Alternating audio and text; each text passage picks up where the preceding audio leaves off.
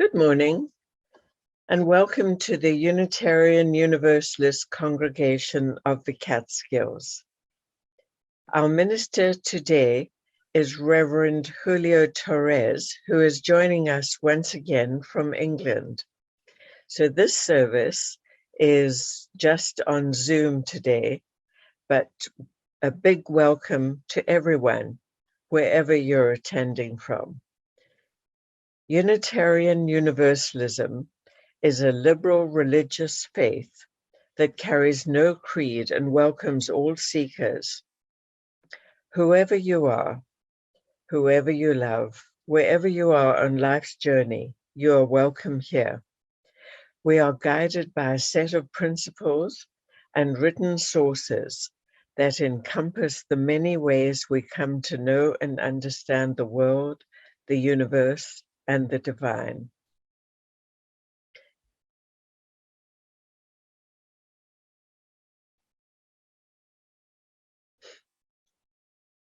Our principles are important to us at UU Catskills, and we live our values on a daily basis. We affirm that Black Lives Matter. We are a welcoming congregation for the LGBTQ community. We are a congregational affiliate of the Ulster Immigrant Defence Network, and we are an active voice in the effort to address climate change. Here we have a list of contacts at UUCC, and you'll also be able to find all these contacts on our website, uucatskills.org. Coming up this week, Sunday, Grief Support Group at 7 p.m., Monday, Buddha Cats, Wednesday, Writing Group. Contact information is in the emails and newsletter from the office. Thursday, bedtime story, and Thursday, Reverend Bob's First Thursday Hangout. Friday, Soul Matters Group. But these upcoming events are also in the newsletter. So thanks to everyone who's assisting with today's service. Reverend Julio and Don is our Usher Shasha. After the service, I'll create breakout rooms and we can have a virtual coffee break together. The Social Justice Committee has asked me to make an announcement. They thank the 36 members who participated in the survey, but are concerned that this is not a large enough representation. So please, if you haven't taken the survey, look for the link in the March newsletter. And if you need a paper copy, contact the office. Our prelude today is I've Got Peace Like a River.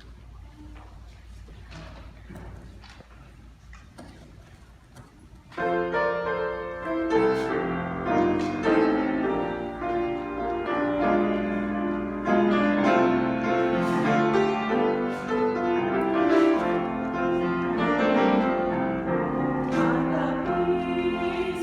a river.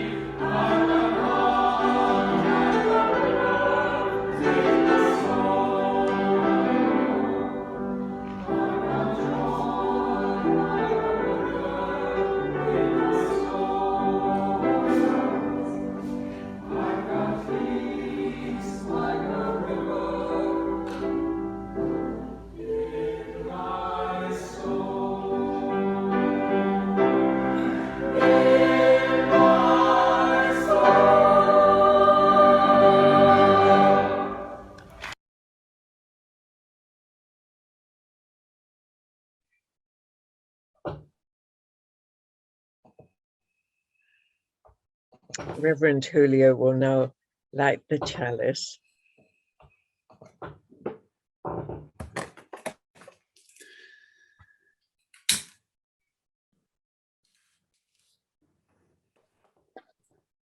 Nobody's free until everybody's free. When I liberate myself, I liberate others. If you don't speak out, ain't nobody gonna speak out for you. These words from Fannie Lou Hamer. Amen and blessed be. May we be reminded here of our highest aspirations and inspired to bring our gifts of love to all living things. May we know once again that we are not isolated, but connected in wonder and joy to mystery and miracle in the universe, in this community, and in each other.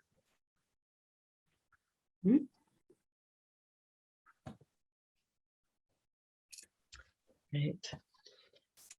Thank you. So, you're welcome. So for opening words today, I originally thought of this message just to reflect on personal experiences with bullying, trauma from deploying to Iraq. But in light of the horrendous act of Russia's invasion of Ukraine and the fear of another world war, I took a slightly different turn to think on peace in our hearts, but also as individuals and then also in our society. You know, what will it take not just to have a lack of violence in the world, but a reality where we are free from oppression to live our best lives. So please join me in that reflection.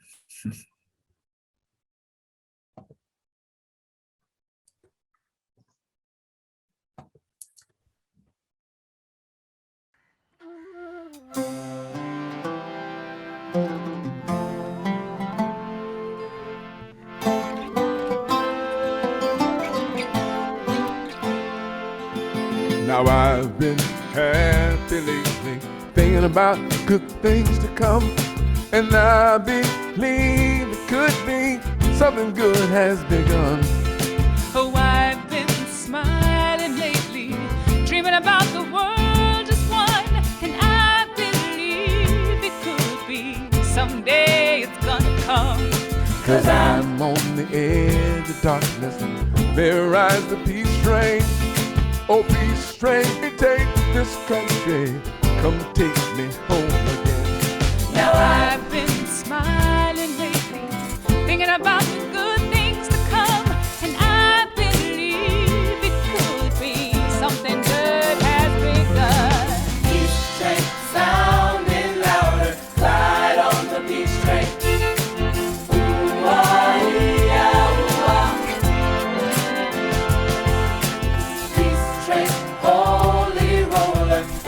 Jump upon the peace train.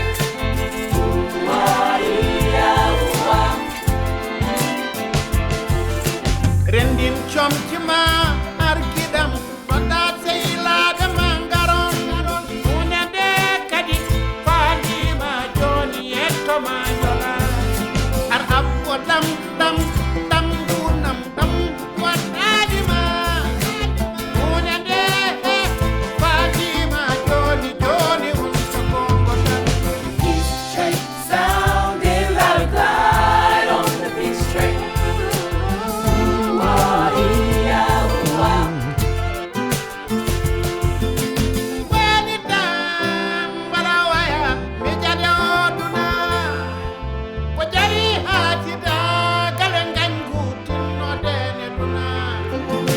Oh, I've been crying lately, thinking about the world as it is. Why must we go on hating? Why can't we live in bliss?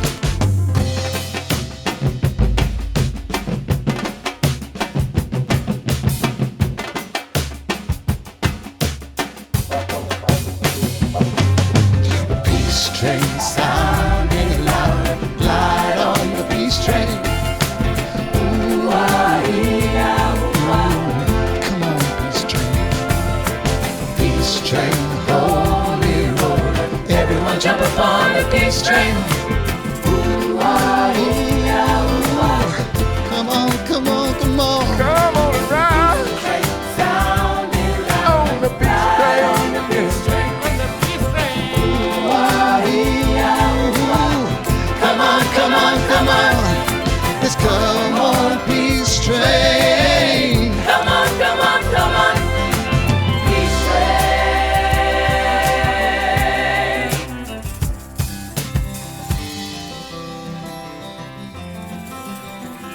Come on. Join me. I'm jumping on the peace train. Come on, peace train. Peace train.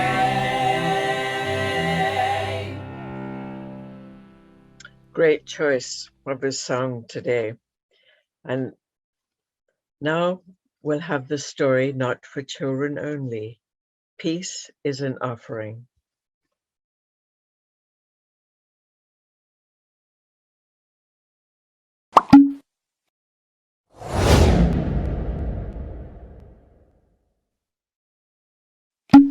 Hello, friends. Do you know what peace means? Peace means no fighting, calm, quiet, forgiveness, love. Do you know how to show peace? What does peace look like? What does peace sound like? How does peace make you feel? There are many, many ways to show peace. Let's read today's book, Peace is an Offering, to see all the many simple ways to show peace to one another. Peace is an Offering. Words by Annette LeBox. Pictures by Stephanie Graygen. Peace is an offering, a muffin or a peach. A birthday invitation, a trip to the beach. Peace is gratitude for simple things. Light through a leaf, a dragonfly's wings. A kiss on the cheek, raindrops and dew. A walk in the park, a bowl of hot stew. Peace is holding on to another. Peace is the words you say to a brother. Will you stay with me? Will you be my friend? Will you listen to my story till the very end? Will you wait when I'm slow? Will you calm my fears? Will you sing to the sun to dry my tears? Will you keep me company when I'm all alone? Will you give me shelter when I've lost my home? You might find peace in a photograph or in the deep boom of a belly laugh. And even in the wake of tragedy, even then you might find her. In the rubble of a fallen tower, in the sorrow of your darkest hour, in the hat of a hero, in the loss of a friend. Peace is a joining, not a pulling apart. It's the courage to bear a wounded heart.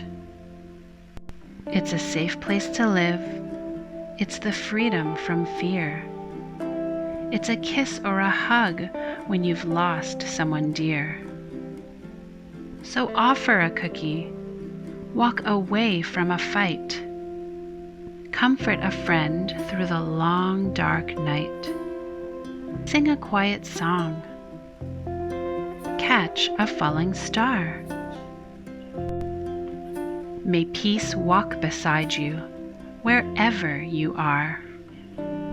So you see, friends, there are so many ways to show peace.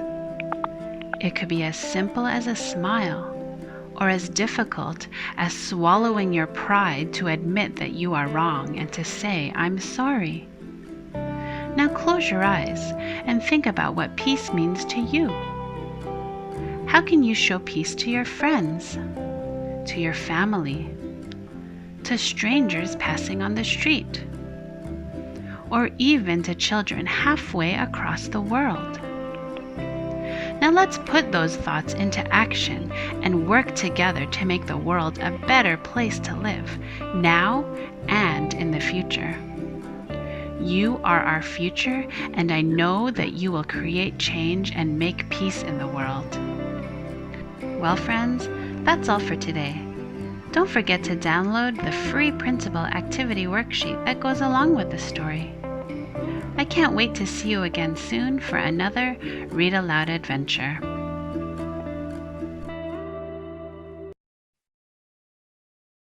That story is even more poignant today than a week ago. And now Reverend Julio will lead us into meditation. Thanks, Jenny. Today's meditation is a prayer world piece that I borrowed and had some small revision from the Buddhist, the Venerable Seng Yun.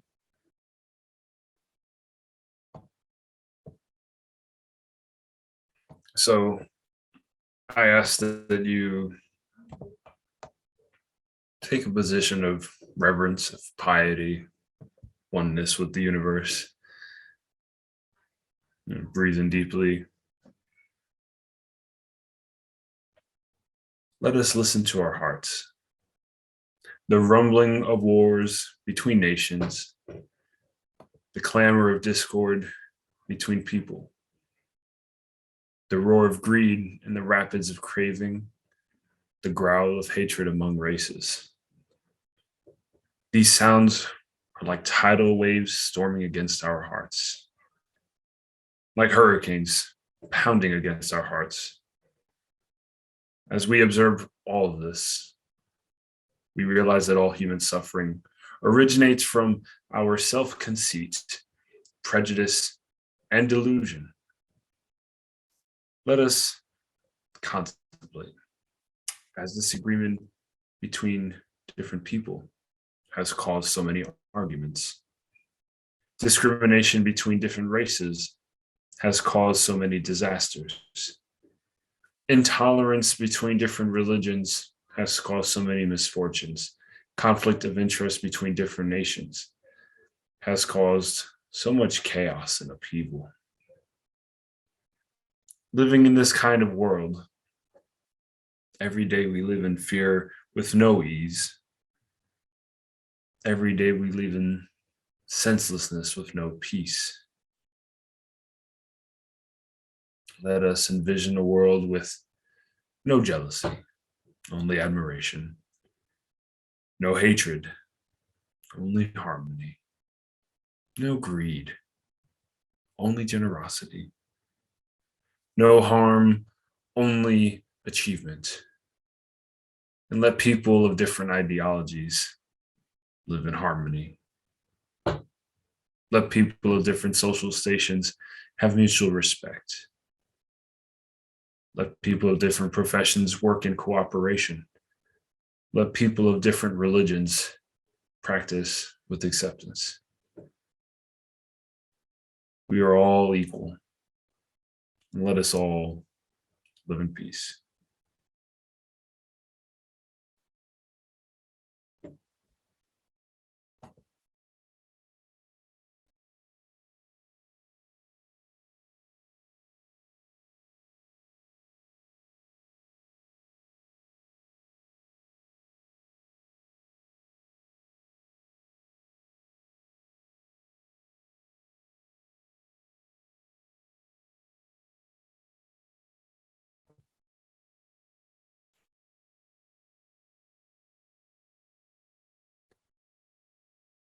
And now on to the next part of our service, which I believe is the offering.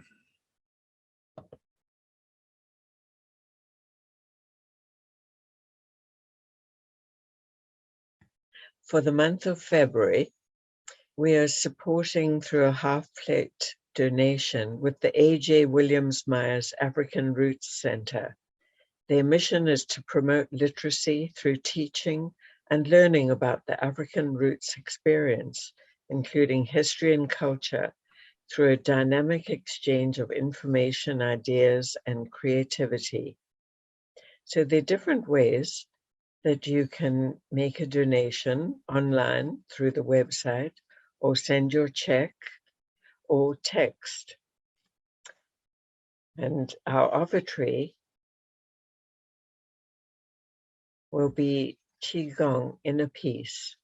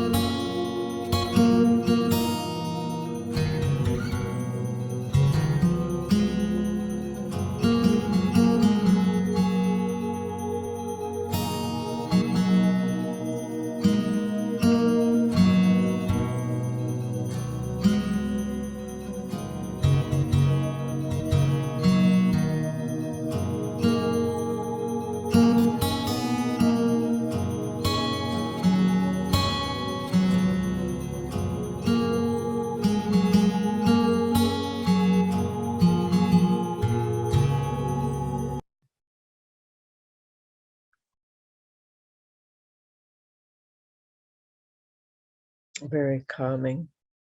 And now we'll have a reading by Reverend Julio, abstract from Inner Peace to World Peace, from Buddhist Meditation in Practice.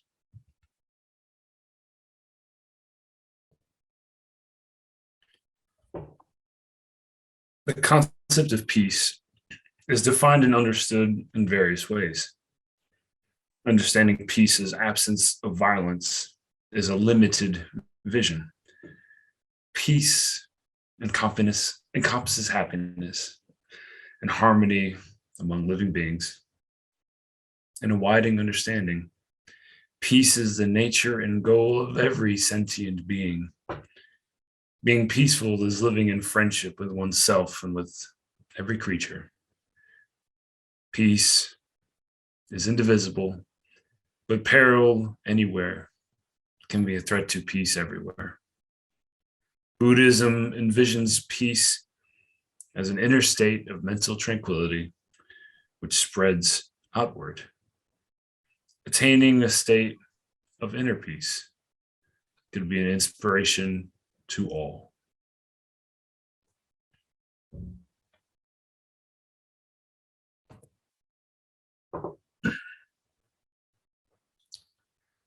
So,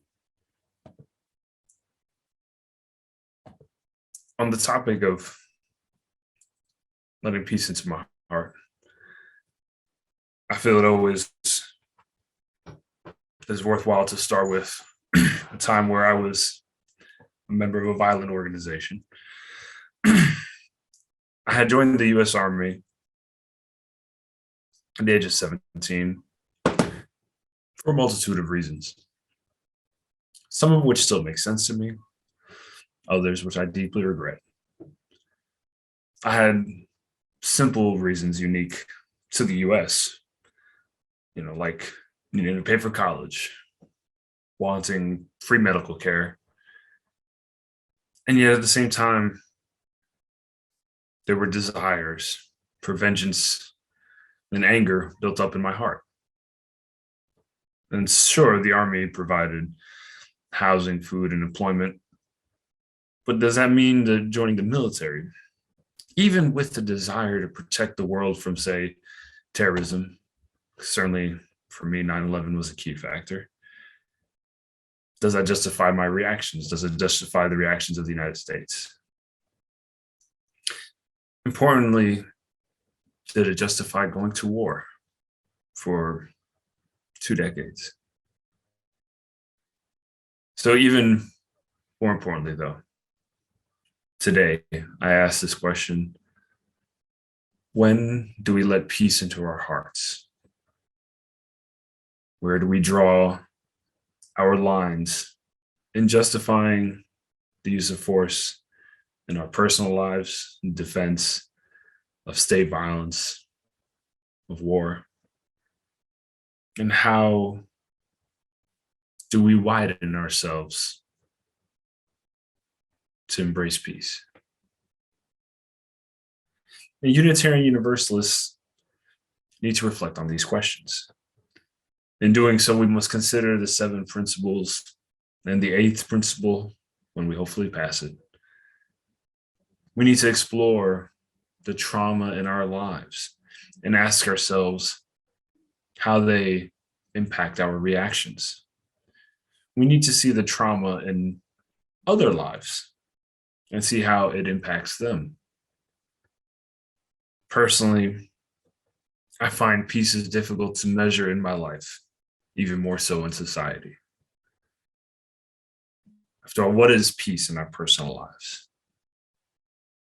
I imagine it is a life where I have an opportunity to live, going about doing pleasant things, where I'm living my best life and prospering, where I'm liberated from all oppression. After all, the beloved community is about liberation from oppression. And so then, what about peace in society, in the world? Is it more than just an absence of violence? Do we really have peace? Well, not at all, especially these days. Oppression is bountiful. Too many wars have happened in the recent generations. My life has, and I assume all of our lives, can be measured in wars. I'm almost 35.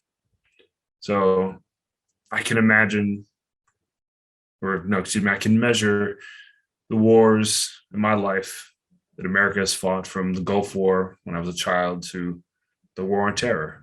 And who knows, as we may be on the brink of a third world war, even though I pray that's not the case. And when I reflect on peace and why it may be so difficult, I think of my pastimes. Few of them discuss the lives and societies of a peaceful nature, where oppression is a thing of the past, where people are all liberated to live their best lives. It doesn't make for good storytelling, unfortunately. At least that's what I keep hearing. Even the Greek and Shakespearean comedies, known for their uplifting nature, have moments of conflict.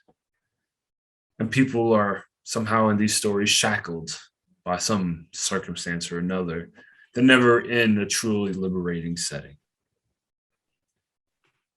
And when we think of peace, well, we have to think in some ways of the opposite. How far back do we look to see when an aggression is an aggression that is worthy of a response for violence? What do we see as aggressions? You know, in a more personal level, we might think of competition, for example, as where something happens and one person wins and loses.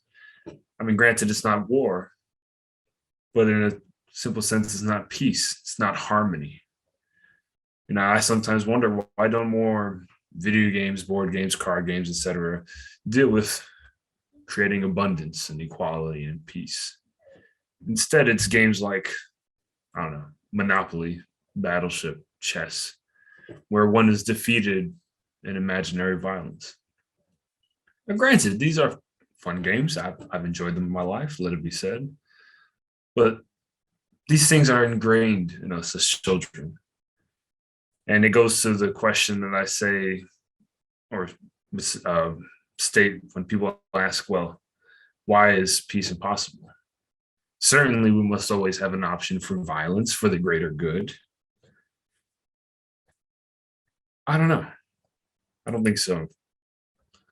But then again, for me, I admit that violence, both having been bullied in my life and going to war, traumatized me.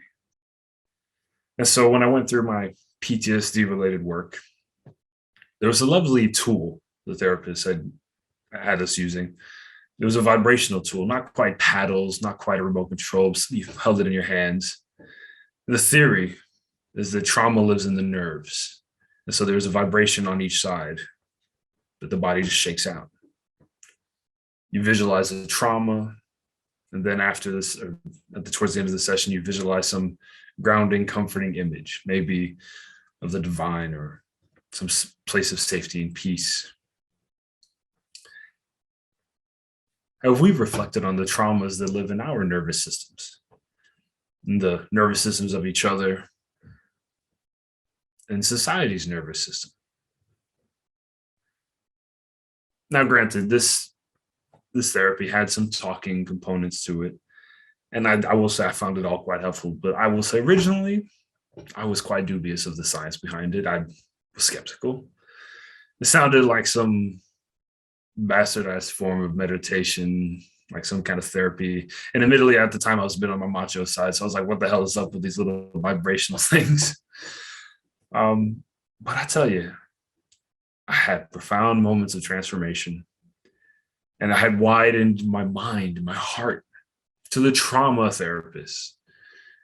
You know, and I do wonder still, when do societies get the time to take in and discuss their traumas? When do we visualize a better world? You know, do we have a safe environment where another side won't take advantage of that vulnerability? Now, I admit, as a child, as a teenager, when I had issues being bullied, in the majority of my cases, it was from a few Uzbek immigrants that moved to the US when they were 2, 5 years old, something, children. And I only now wonder, maybe they had families which suffered for some reason in the USSR. Maybe there were some policies in the government giving them fear. Maybe, I heard that Islamic fundamentalism was an issue in the early 90s in Uzbekistan. I don't know. Maybe they were raised to be hypermasculine and violent. Again, I don't know. I never asked them. For a long time, I only saw them as bullies because there was just a group of 10 of them. And in my opinion, they were quite dangerous. It wasn't until I let peace in my heart that I started to think, those questions and ask how and why they may have been the way they were there. And then do I hold the actions of those 10 against the rest of their ethnic group? Maybe the national origin, however they identify themselves. Do I hold it against them for their whole lives, for the whole of my life?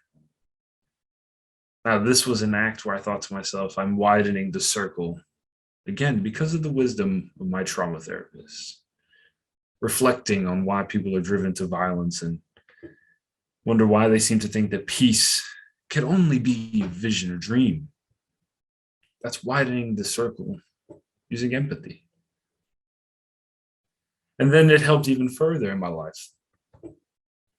It was about a year later. I was still working on processing my PTSD, but I've made quite dramatic changes and transformations, I'm grateful to say. But I then let peace into my heart by the way of the anti-war movement and the peace movements. I joined Iraq Veterans Against the War. And then when I moved to the UK, I joined Veterans for Peace. Now, I wouldn't have done any of that if it wasn't for Martin Luther King's sermons on poverty, racism, and militarism.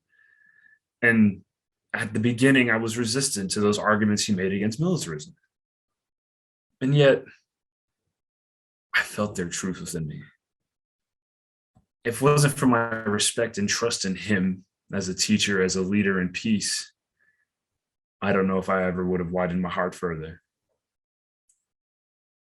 And one of those things we discussed in the UK Veterans for Peace happened to be a neutrality campaign.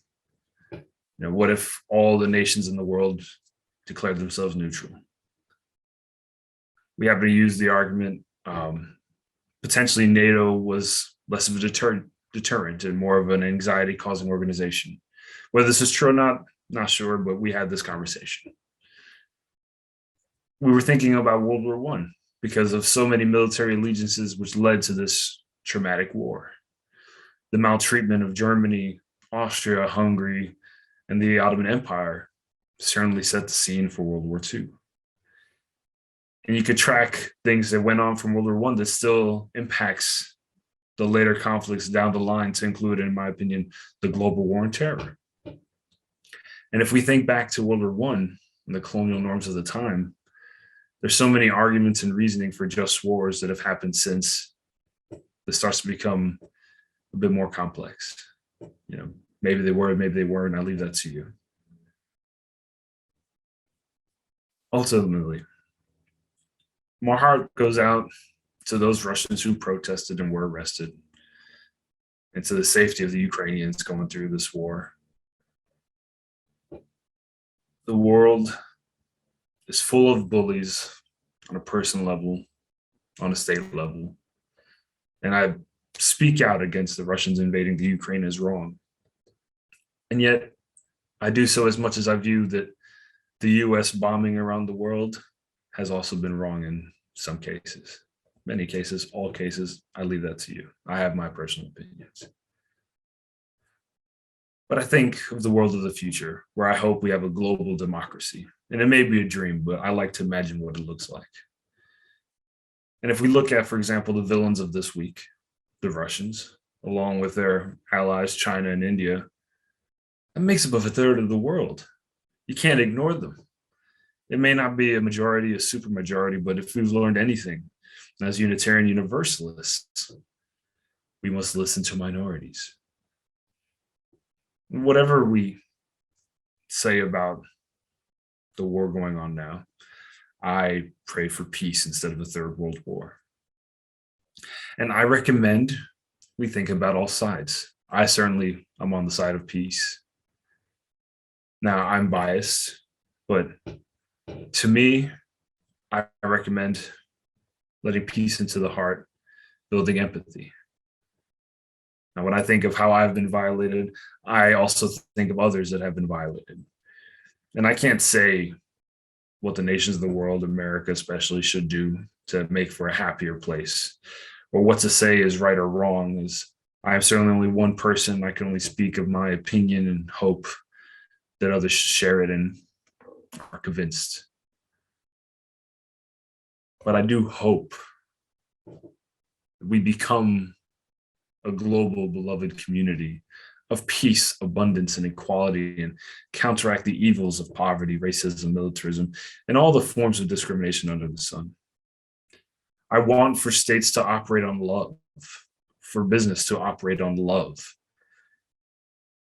When humanity operates on love, when safety is assured, it will be the norm for us all to have peace in our hearts. I admit the question of how safety is assured without the threat of violence. It's a paradox I don't have any answers to. I just have hope. Hope that we become a global community so that all these matters of nationalism go away, so that territories are not disputed, so the whole of humanity is united, and wars become these horrors of legend and not of lived reality. Because to me, peace is love in action. And widening the circle to let peace in our hearts is letting love in our hearts. And that's a radical act. That's a spiritual act. It's a political, an emotional, a physical, and social action. Granted, you all may have peace in your hearts, and I might be that one person behind who didn't have peace in their hearts. But what will it take? Not only to have peace in your hearts, but to have peace in the hearts of all those in the world. Thank you all for listening.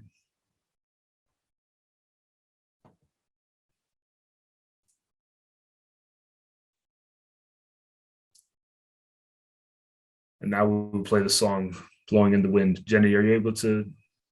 Yes, yeah. I think so.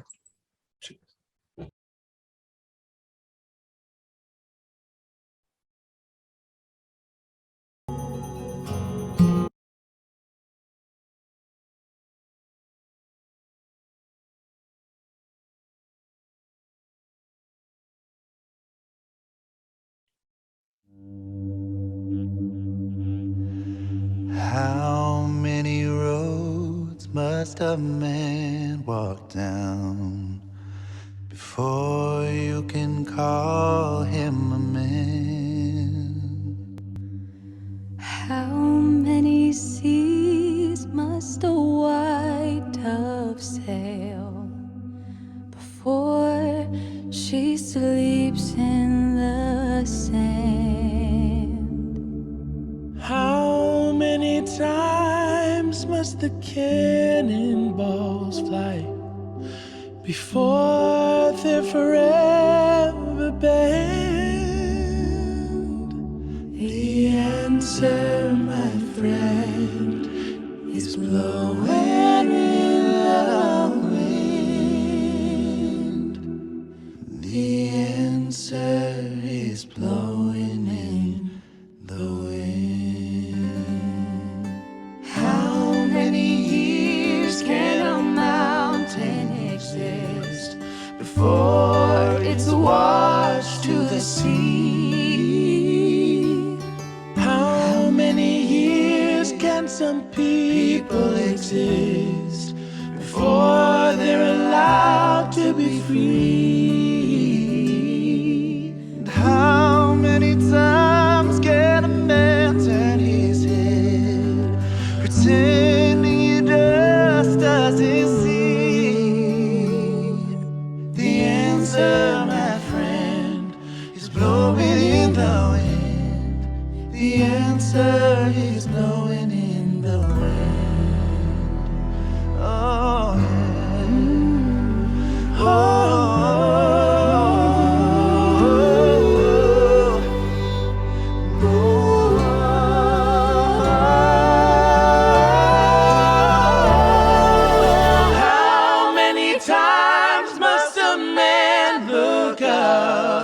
Before he can see the sky, yeah. And how many years must one man have before he can hear people cry?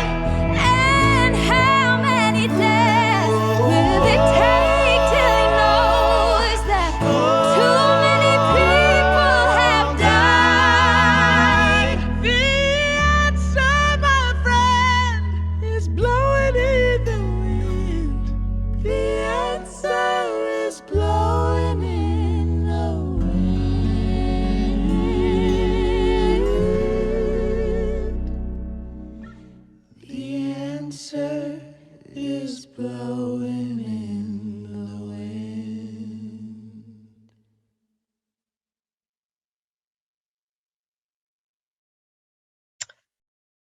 Great. Reverend Julio, will you share closing words with us before the chalice extinguishing? Thanks. May we remember that peace starts in our hearts.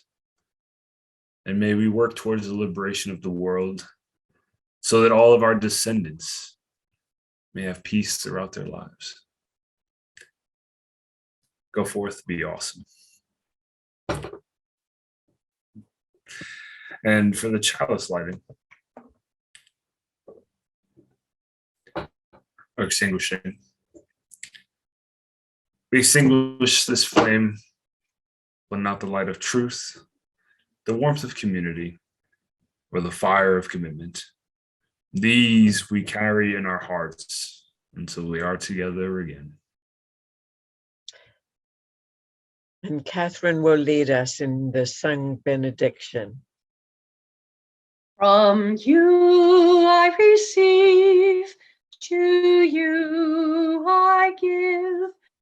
Together we share, and from this we live. From you I receive, to you I give.